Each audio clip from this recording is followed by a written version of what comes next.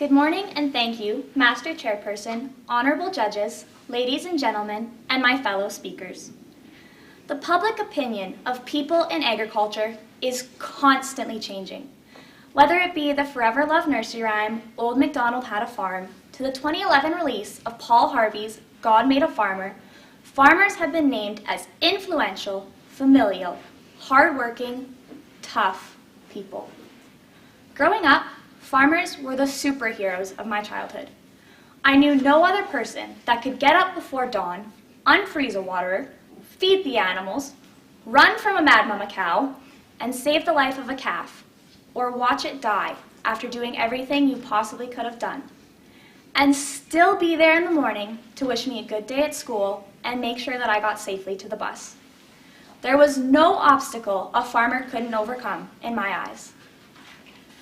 So how do we go from superhero to, as the People for Ethical Treatment of Animals website describes us, as an industry which supports the rampant abuse of animals and environmental destruction?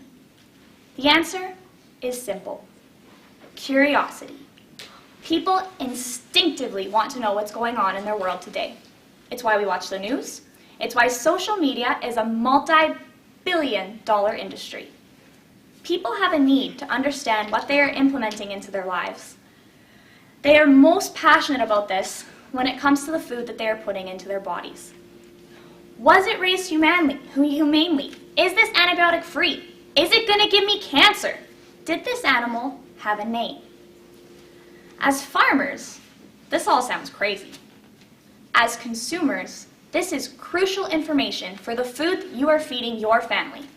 In fact, it's so crucial, it almost surpasses reading the ingredients on the back of the product at the grocery store.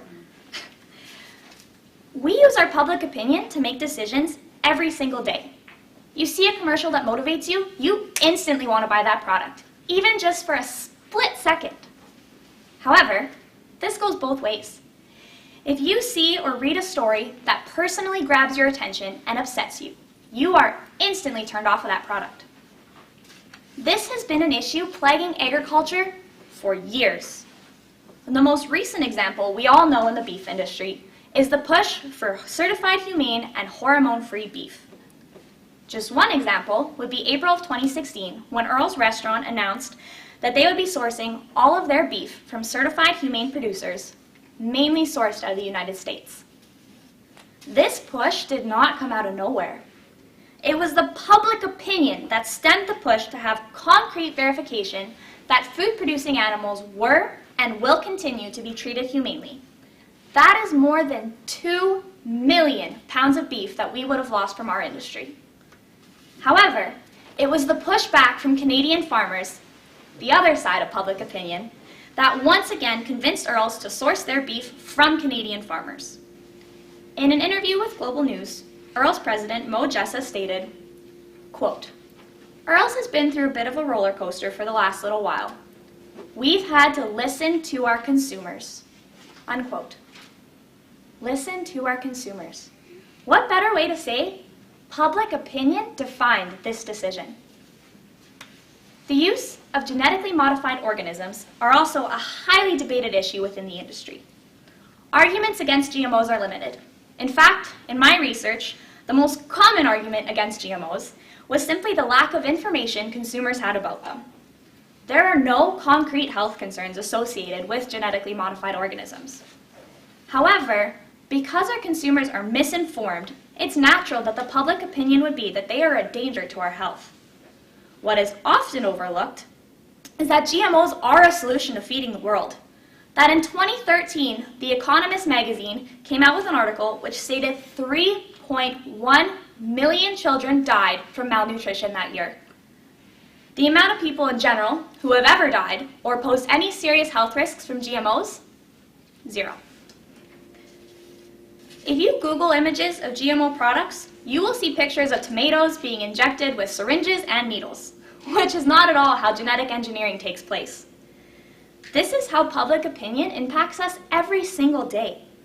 No matter what the facts or the proof are, people will believe what is appealing to their emotions.